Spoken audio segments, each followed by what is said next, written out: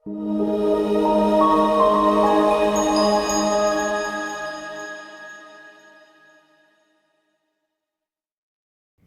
orang melihat Singapura hari ini sebagai negara terkaya di Asia Tenggara.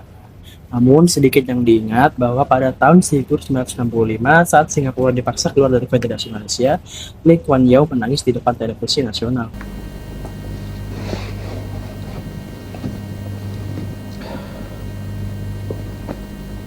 I had believed in Malaysian merger and the unity of these two territories. Bukan karena lemah, tapi karena beliau memikul beban jutaan nyawa di sebuah pulau tanpa sumber daya, bahkan tanpa air yang bersih. Halo, saya Nathan Novali Modikan dengan NIM akhir 282. Hari ini kita akan membedah perjalanan hidup dan pemikiran politik dari sosok yang dijuluki The Founding Father of Modern Singapore, yaitu Lee Kuan Yew. Kita akan melihat bagaimana tangan dinginnya mengubah keterpurukan menjadi keajaiban ekonomi yang diakui oleh dunia. Lahir pada tahun 1923, Lee Kuan Yew adalah produk dari perpaduan budaya timur dan pendidikan barat yang sangat keras. Sebagai lulusan hukum terbaik dari Cambridge, beliau memiliki kecerdasan intelektual di atas rata-rata. Namun pengalaman hidupnya di bawah pendudukan Jepang lah yang membentuk pandangan dunianya bahwa kekuasaan harus diiringi dengan ketegasan dan ketertiban. Beliau mendirikan People Action Party atau PAP yang menjadi Perdana Menteri pertama Singapura di usia yang sangat muda, yaitu 35 tahun. Beliau bukan tipe pemimpin yang hobi mengumbar janji manis. Beliau adalah seorang realis yang percaya bahwa tanpa stabilitas politik, ekonomi tidak akan pernah tumbuh. Beliau dikenal sebagai sosok yang menuntut kesempurnaan, baik dari dirinya sendiri maupun dari staf di bawahnya. Gaya kepemimpinan yang dimiliki oleh Lee Kuan Yew sering didefinisikan sebagai benevolent authoritarianism atau otoriter yang bertujuan baik, digabung dengan pragmatisme radikal.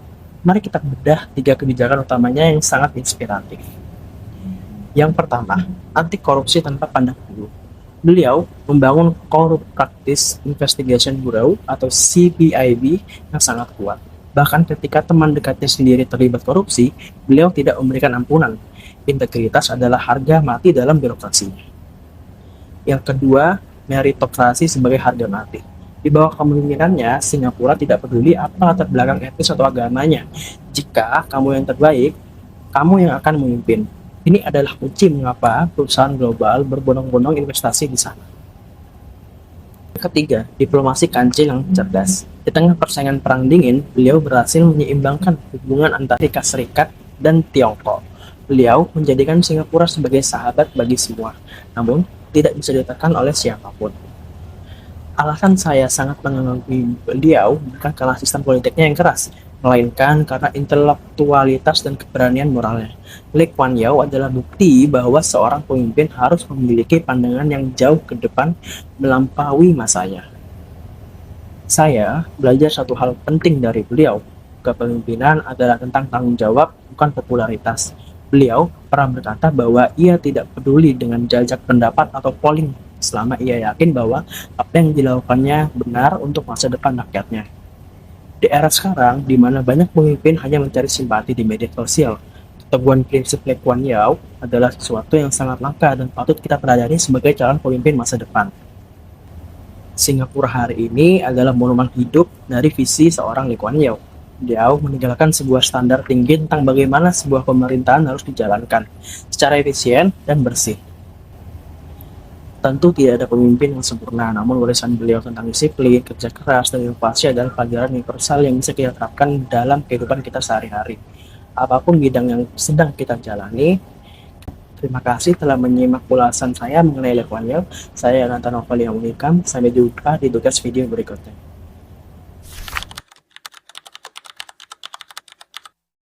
I have never ceased to be amazed that at each election people can turn up, put their deposits down and try their luck.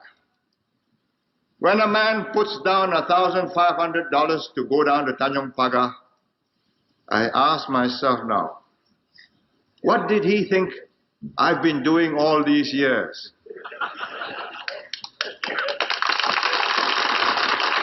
All great religions, all great movements, all great political ideologies say let us make the human being as equal as possible. In fact, he is not equal, never will be. We had to lock up people without trial, whether they are communists, whether they are language chauvinists or religious extremists. If you don't do that, the country would be in ruins today. We allow American journalists in Singapore in order to report Singapore to their fellow countrymen. We allow their newspapers to sell in Singapore so that we can know what foreigners are reading about us. But we cannot allow them to assume a role in Singapore that the American media plays in America, that of invigilator, adversary, and inquisitor of the administration.